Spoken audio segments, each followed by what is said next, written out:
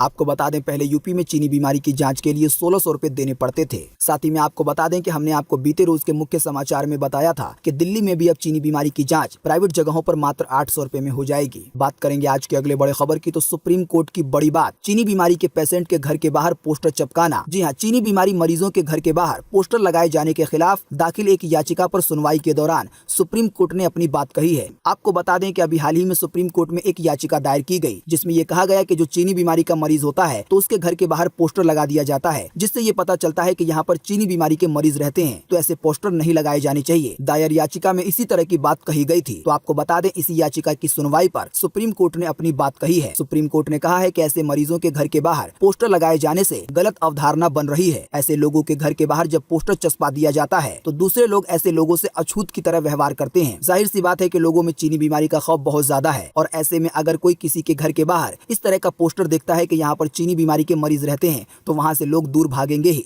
खबरें तो ये भी आई कि ऐसे लोगों से लोग बातचीत करना तक बंद कर देते हैं, यानी कि अछूत जैसा व्यवहार करते हैं। आपको बता दें इस मामले पर जब सुप्रीम कोर्ट ने केंद्र सरकार से जवाब मांगा तो केंद्र सरकार की तरफ से जवाब में कहा गया कि उनकी ओर से इस संबंध में ऐसा कोई आदेश जारी नहीं किया गया है। यानी कि भारत सरकार ने सुप्रीम कोर्ट को ये जवाब दिया है कि भारत सरकार ने इस संबंध में ऐसा कोई आदेश जारी नहीं किया गया है कि चीनी बीमारी के मरीज के घर के बाहर चीनी बीमारी से जुड़ा हुआ पोस्टर लगाया जाए। हालांकि केंद्र सरकार की ओर से सॉलिसिटर जनरल तुषार मेहता ने कहा कि जहां पोस्टर लगाया जाता है तो वहां लांछन लगाने के लिए या ऐसे इरादे से नहीं किया जाता, बल्कि एहतियात के तौर पर पोस्टर लगाया जाता है। सरकार की ये मंशा नहीं है कि कोई उन्हें अछूत समझे या उन पर कोई लांछन लगे। इस जवाब के बाद सुप्रीम कोर्ट ने याचिकाकर्ता से कहा कि वो केंद्र सरकार के इस जवाब पर अपनी बात रखे। गुरुवार को एक बार फिर से सुप्रीम कोर्ट इस मामले में सुनवाई करेगा। बात करेंगे आज के अगले बड़े खबर की, तो चीनी बीमारी की वैक्सीन यानी कि दवा को लेकर बड़ी खबर। सीरम इंस्टीट्यूट ने नकारा साइड इफेक्ट का दावा, कहा टीका पूरी तरीके से सुरक्षित है। जी हाँ, अभी हाल ही में हमने आपको अपने मुख्य समाचार में चीनी बीमारी की एक दवा को यानी कि वैक्सीन को लेकर एक बड़ी बात बताई थी। इस वैक्सीन का नाम कोविशील्ड है। आपको बता दें इस चीनी बीमारी की दवा का अभी ट्रायल चल रहा है और ट्रायल के तौर पर कुछ लोगों को ये दवा देकर देखी जा रही है कि इसका कोई साइड इफेक्ट तो नहीं है। ताज़ा जानकारी के मुताबिक आपको बता दें कि अभी हाल ही में एक व्यक्ति ने इस बात का दावा किया था कि उसको चीनी बीमारी की वैक्सीन लगाई गई थी ट्रायल के रूप में, लेकिन जो चीनी बीमारी की दवा उस व्यक्ति को दी गई थी तो उस व्यक्ति के मुताबिक चीनी बीमारी की दवा ने उस पर अपना साइड इफेक्ट दिखा दिया। जानकारी के मुताबिक साइड इफेक्ट ऐसा था जो कि दिमाग को प्रभावित करता था। लेकिन आपको बता दें अब उसी मामले पर चीनी बीमारी की दवा बनाने वाली कंपनी की तरफ से बयान आया है। कंपनी की तरफ से उस व्यक्ति के दावे को पूरी तरीके से नकार दिया गया है। कंपनी ने कहा है कि जो कोविशील्ड वैक्सीन है यानी कि जो चीनी बीमारी की दवा है तो वो पूरी तरीके से सुरक्षित है। बात करेंगे आज के अगले बड़े खबर की, तो फास्टैग नहीं है तो नो टेंशन, नहीं देना होगा 2 गुना टोल टैक्स। 1 जनवरी से शुरू हो रही है एक और खास सर्विस टोल टैक्स देने के लिए। जी हाँ, प्राइवेट कार हो या टैक्सी, गाड़ी चलानी है तो फास्टैग जरूरी है। फास्टैग नहीं है तो गाड़ी टोल के पार नहीं हो पाएगी। जानकारी के मुताबिक फास्टैग का ये नियम पहले नई गाड़ियों के लिए था, लेकिन अब सरकार ने कह दिया है कि जो भी पुरानी गाड़ियां हैं उन लोगों को भी अपनी गाड़ियों में फास्टैग लगवाना होगा और इसे अनिवार्य कर दिया गया है। बिना फास्टैग के अगर कोई टोल प्लाजा पर जाएगा तो फिर उससे 2 गुना टोल टैक्स लिया जाएगा और ये नियम 1 जनवरी 2021 से लागू होने वाला है। 1 जनवरी 2021 से जिन भी गाड़ियों में फास्टैग नहीं होगा तो फिर उन्हें 2 गुना टोल टैक्स देना होगा। लेकिन आपको बता दें इसी बीच एक नए अपडेट की खबर आई है, जिसकी वजह से अगर किसी के पास फास्टैग नहीं होगा तब भी उसका 2 गुना टोल टैक्स नहीं लगेगा। जानकारी के मुताबिक इसके लिए खास सर्विस का इस्तेमाल करना होगा। भारतीय राष्ट्रीय राजमार्ग प्राधिकरण यानी कि NHAI ने टोल प्लाजा पर prepaid touch and go kart पेश किया है। यानी कि NHAI की तरफ से एक ऐसा कार्ड लाया गया है जिसको मात्र टच करना है और आपका टोल टैक्स कट जाएगा। टोल प्लाजा पर भीड़ भाड़ को रोकने के लिए 1 जनवरी से सभी हाइब्रिड लेन पर प्रीपेड कार्ड की सुविधा शुरू की जाएगी। अगर किसी की गाड़ी में फास्टैग नहीं है या आपका फास्टैग डीएक्टिवेट हो चुका है या उसमें बैलेंस नहीं है तो आप इस कार्ड के जरिए अपना टोल टैक्स दे पाएंगे। जो भी लोग इस कार्ड के जरिए अपना टोल टैक्स देंगे तो फिर उन्हें 2 गुना टोल टैक्स नहीं देना होगा। 1 जनवरी 2020 से अगर आपके पास ये प्रीपेड कार्ड नहीं होगा और साथ ही में आपकी गाड़ी पर फास्टैग नहीं लगा होगा तो फिर आपको जो टोल टैक्स है वो 2 गुना देना होगा। जानकारी के मुताबिक ये प्रीपेड कार्ड आपको टोल प्लाजा के पास ही मिल जाएगा। अच्छी बात यह है कि इसे फास्टैग वाले भी इस्तेमाल कर सकते हैं। बात करेंगे आज के अगले बड़े खबर की, तो फ्लिपकार्ट पर बीते रोज से लगी सेल 80% तक मिल रहा है डिस्काउंट। जी हाँ, दिग्गज ई कॉमर्स कंपनी फ्लिपकार्ट बीते रोज से एक बार फिर से 3 दिनों की सेल लेकर आई है, जिसका नाम है फ्लिपकार्ट स्टार डेज। आपको बता दें ये सेल 1 दिसंबर से 3 दिसंबर 2020 के बीच चल रही है। जाहिर सी बात है कि इस सेल में आपको ढेरों डिस्काउंट मिलेंगे। कंपनी के मुताबिक ये दावा किया गया है कि आपको कई सारे सामानों पर 80% तक का डिस्काउंट मिलेगा, लेकिन लेकिन इस खबर के साथ हम आपको एक सलाह देना चाहते हैं, आप जब भी कोई सामान किसी सेल में से खरीदते हैं तो उस सामान के बारे में एक बार इंटरनेट पर जरूर सर्च करें, क्योंकि ऐसा हो सकता है कि सेल में जितने का वो सामान आपको मिल रहा है वो उससे सस्ते में भी आपको मिल जाए। और इसको आप पेट रूल बनाएं कि जब भी आप कोई ऐसा सामान खरीदें जो कि आपको ऑनलाइन खरीदना है तो उसको कम से कम 2-3 वेबसाइट पर जरूर देखें। अगर आप ये थोड़ी सी मेहनत कर लेंगे तो आपके पैसे बच सकते हैं। बात करेंगे आज के अगले बड़े खबर की, तो गाड़ी चलाते हैं तो जरूर ध्यान दें, बदलने वाले हैं कार, टैक्सी और हेलमेट से जुड़े ये नियम। जी हाँ, अगर आप गाड़ी चलाते हैं, ऐप बेस्ड टैक्सी हायर करते हैं यानी कि ओला या उबर का इस्तेमाल करते हैं, या 2 व्हीलर चलाते हैं और हेलमेट का इस्तेमाल करते हैं, तो ये खबर आपके लिए बेहद ही जरूरी है। आने वाले दिनों में गाड़ियों से जुड़े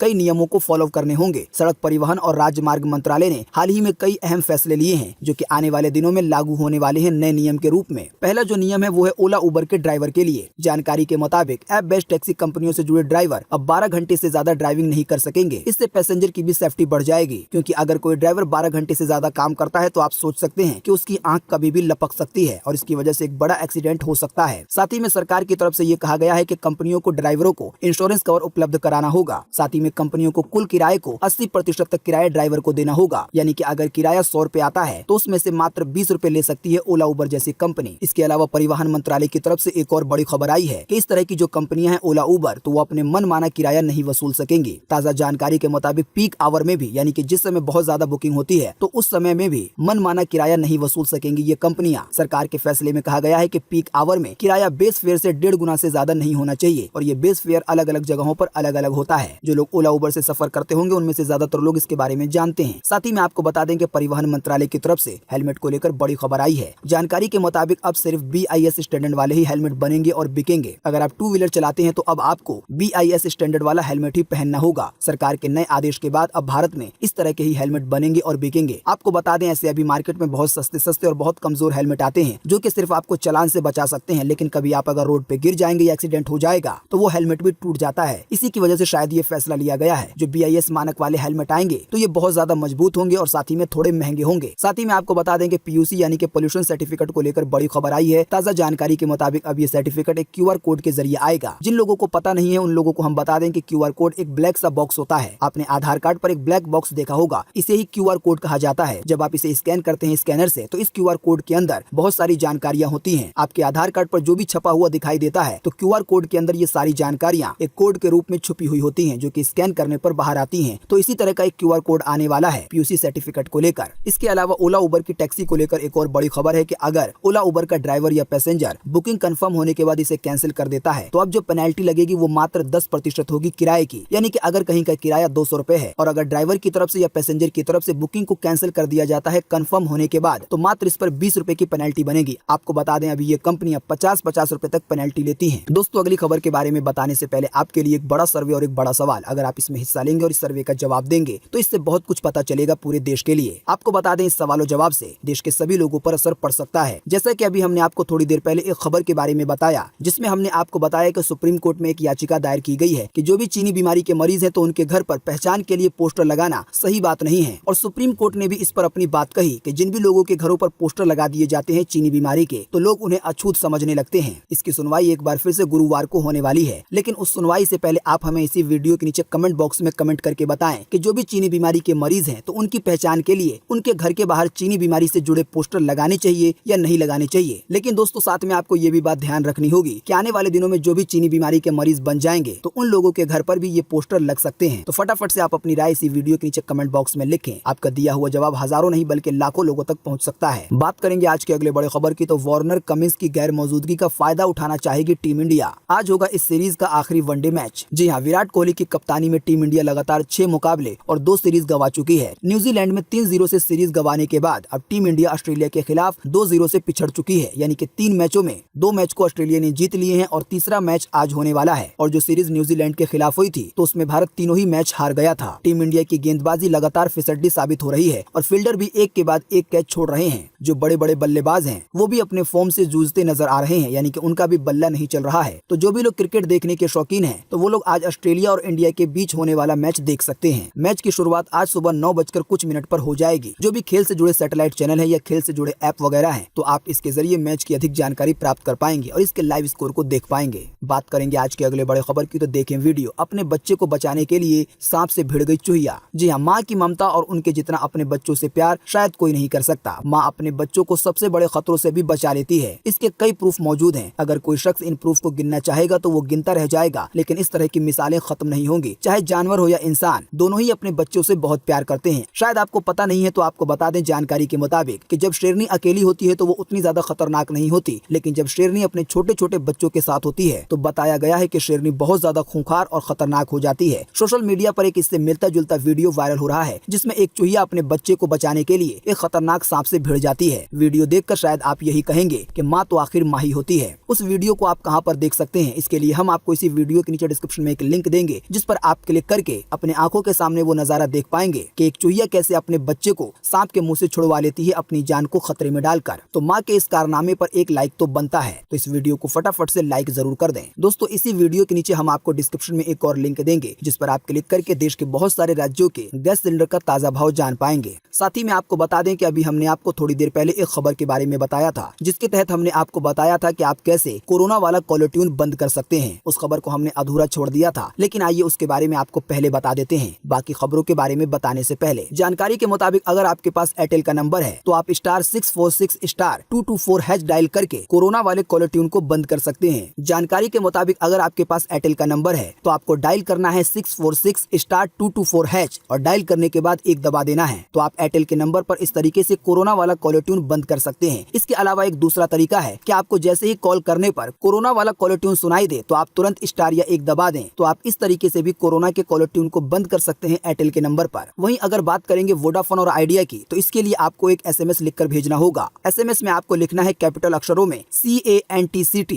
और ये लिखकर आपको भेज देना है 144 पर। या इसका भी एक दूसरा तरीका है सेम एयरटेल की तरह कि आपको जैसे ही कॉल करने पर कोरोना वाली कॉलर ट्यून सुनाई देती है तो आप तुरंत स्टार या एक दबा दें। तो इस तरीके से जो कोरोना वाली कॉलर ट्यून है वो बंद हो सकती है। इसके अलावा अगर बात करेंगे जियो के नंबर की तो जियो के नंबर के लिए भी आपको एक SMS लिखकर भेजना होगा। SMS में आपको लिखना है कैपिटल अक्षरों में स्टॉप यानी कि STOP और ये लिखकर आपको भेज देना है 155223 पर। या इसमें भी आप एक दूसरा तरीका अपना सकते हैं सेम एयरटेल की तरह कि जैसे ही आपको ट्यून सुनाई देती है कोरोना वाली तो आप स्टार या एक दबा दें तो वो ट्यून बंद हो जाएगी। इसके अलावा आपको बता दें कि अगर आपके पास BSNL का नंबर है तो इसके लिए भी आपको एक मैसेज लिखना होगा UNSUB और ये लिखकर आपको भेजना है 56700 पर या 56799 पर। तो आपकी BSNL पर जो कोरोना वाली कॉलर ट्यून है वो बंद हो सकती है। दोस्तों इस जानकारी के साथ हम आपको एक और सूचना बता दें जो कि रिपोर्ट के साथ लिखी गई है। इसमें ये बताया गया है कि जो एयरटेल और जियो का कोड है वो पूरी तरीके से सही से काम कर रहा है, लेकिन एक दो कोड ऐसे हो सकते हैं जो कि सही से काम ना करें। हम आपको इसी वीडियो के नीचे डिस्क्रिप्शन में एक लिंक देंगे जिस पर आप क्लिक करके इन सभी कोडों को लिखा हुआ देख पाएंगे। आप जान पाएंगे कि कौन सी सिम के लिए क्या SMS करना है, क्या टाइप करना है। ये टोटल जानकारी आपको आर्टिकल द्वारा मिल जाएगी। बात करेंगे आज के अगले बड़े खबर की तो यहाँ प्री प्राइमरी टीचर के पदों पर निकली है बड़ी संख्या में वैकेंसी। जी हाँ, अगर आप भी सरकारी स्कूलों में प्राइमरी टीचर बनने का सपना देख रहे हैं तो पंजाब सरकार ने हाल ही में प्राइमरी टीचरों के लिए पदों पर भर्ती निकाली है। आपको बता दें आवेदन करने की शुरुआत बीते रोज 1 दिसंबर से शुरू हो चुकी है और आवेदन करने की अंतिम तारीख 21 दिसंबर 2020 है। इसके अलावा आपको बता दें कि CGPSC में भी कई पदों पर भर्ती निकाली गई है और ये भी एक सरकारी वैकेंसी है। अगर आप सिविल सर्विसेज की तैयारी कर रहे हैं तो आप इस वाली वैकेंसी को टटोल कर देख सकते हैं। छत्तीसगढ़ पब्लिक सर्विस कमीशन ने कई अलग अलग अधिकारियों के लिए पदों पर भर्तियां निकाली है, लेकिन आपको बता दें फिलहाल इस वैकेंसी के आवेदन शुरू नहीं हुए हैं। जानकारी के मुताबिक आवेदन करने की शुरुआत 14 दिसंबर से होगी और आवेदन करने की अंतिम तारीख 12 जनवरी 2021 है। तो दोस्तों अभी हमने आपको 2 तरह की वैकेंसी के बारे में बताया है। इसके लिए हम आपको इसी वीडियो के नीचे डिस्क्रिप्शन में एक लिंक देंगे जिस पर आप क्लिक करके इन दोनों ही वैकेंसी के बारे में अधिक जानकारी प्राप्त कर पाएंगे। आप जान पाएंगे कि कैसे अप्लाई करना है, कहां से अप्लाई करना है, कौन लोग अप्लाई कर सकते हैं। ये टोटल जानकारी आपको लिंक द्वारा मिल जाएगी। बात करेंगे आज के अगले बड़े खबर की तो 1.7 करोड़ छोटे दुकानदारों के लिए पेटीएम की बड़ी घोषणा। अब लेन देन शुल्क कंपनी वहन करेगी। जी हाँ, चीनी बीमारी के संकट के बीच छोटे व्यापारियों और MSMEC को सपोर्ट देते हुए पेटीएम ने एक बड़ी घोषणा की है। कंपनी ने बयान जारी करके कहा है कि व्यापारियों के लेन देन शुल्क का जो वहन है अब वो खुद कंपनी यानी कि पेटीएम करेगी। जो भी दुकान वाले या कंपनी वाले पेटीएम के जरिए UPI के जरिए पैसे लेते हैं तो इस पर जो एक चार्ज लगता है अब वो शुल्क खुद कंपनी देगी। जो दुकान वाले हैं, जो व्यापारी हैं, उन्हें अब ये चार्ज नहीं देना होगा। अधिक जानकारी के लिए आप पेटीएम के कस्टमर केयर से बात कर सकते हैं। बात करेंगे आज के अगले बड़े खबर की तो माइक्रोमैक्स ला सकती है liquid cooling high refresh rate के साथ 6 GB रैम वाला फोन। जी हाँ, माइक्रोमैक्स के को फाउंडर राहुल शर्मा ने बीते सोमवार को यूट्यूब पर एक वर्चुअल सेशन का आयोजन किया। इस दौरान राहुल ने बताया कि कंपनी एक नए 6 GB रैम स्मार्टफोन पर काम कर रही है। उन्होंने इन सीरीज के तहत हाई रिफ्रेश रेट और लिक्विड कूलिंग वाले अगले स्मार्टफोन लाने से जुड़ी जानकारी भी दी। यानी कि माइक्रोमैक्स का एक ऐसा फोन आने वाला है जो कि लिक्विड कूलिंग के साथ आएगा और इस फोन में आपको हाई रिफ्रेश रेट मिलेगा और इस फोन में आपको रैम जो है वो 6 GB तक मिल सकता है। आपको बता दें माइक्रोमैक्स कंपनी ने इन सीरीज के साथ एक बार फिर से भारत में वापसी की है और इस बार कमाल कर दिया है। अब माइक्रोमैक्स की जो इन सीरीज के फोन है वो बड़ी बड़ी कंपनियों के फोन को टक्कर दे रहे हैं। जिन लोगों को पता नहीं है उन्हें हम बता दें कि